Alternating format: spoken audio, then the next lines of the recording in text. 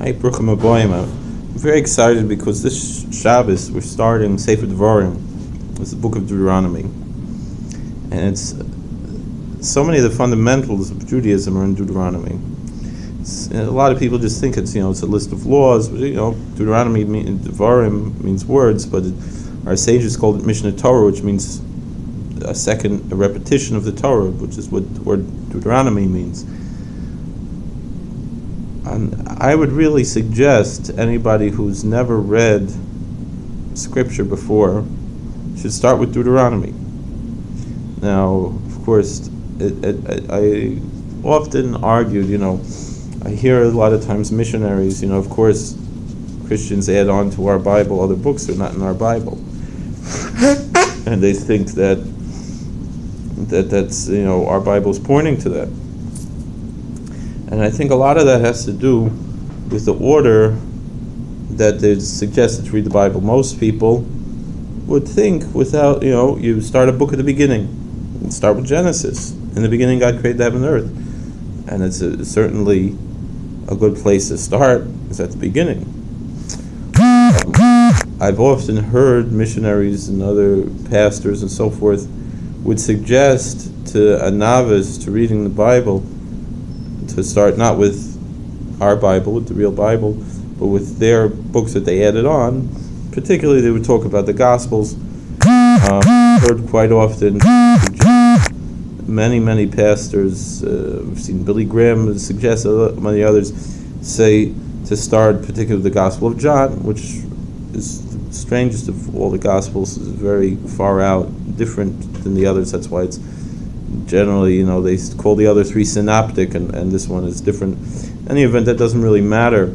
That skews the view of a person, meaning if you would start from Genesis and go straight through, you would, of course, see how incongruous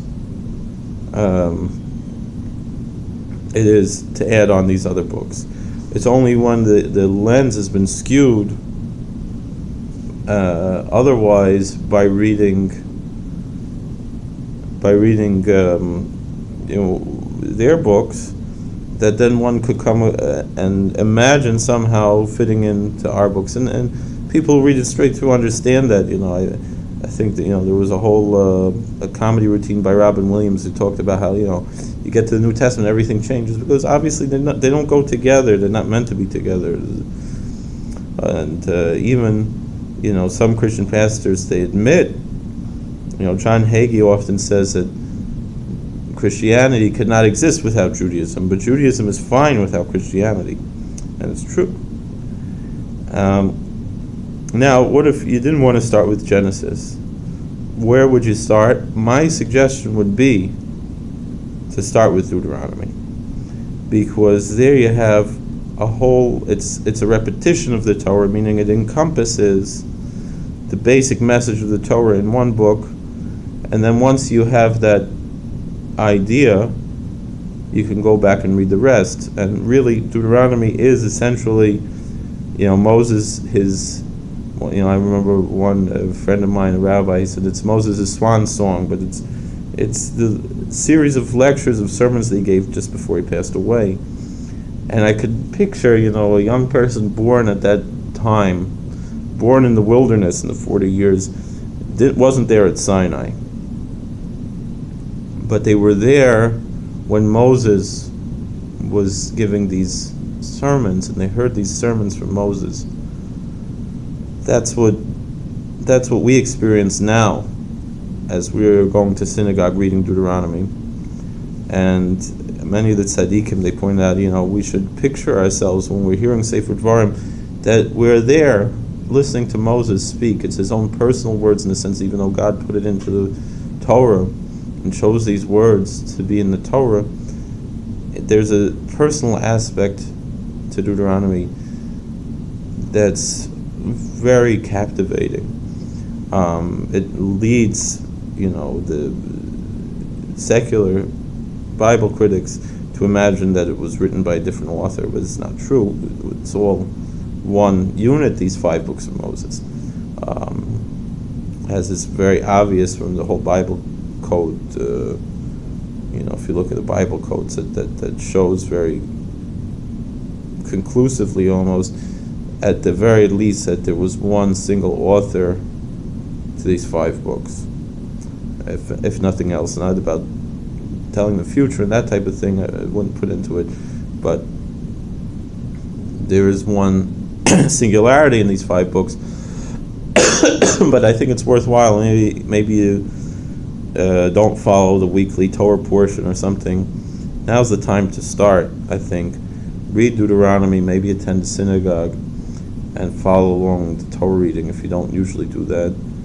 Then once you have that lens of Deuteronomy, then you can start again with Genesis, as we do on Simchas Torah, and start from the beginning and then we'll read Deuteronomy again next year. But the experience of, hearing these wonderful, wonderful lectures. Of course, if you don't understand Hebrew, hopefully the synagogue you attend has English translations that you can follow along. I suggest follow the English while the Torah is being read. Be like the subtitles and picture Moses saying these words. It's so powerful, and it's really, really an incredible experience. So I encourage everybody, if you never gave it a chance, read Deuteronomy. I find when you read Deuteronomy 4, that's the pinnacle of apologetics. It's a proof that's almost undeniable to the truth of what we're reading. And we're actually going to read that on Tisha B'Av as well, that particular passage. So please check it. Even if you've read it before, it's worthwhile to look at it again, even if you do it every year. This is a book to read. It's Sefer Dvarim. All right.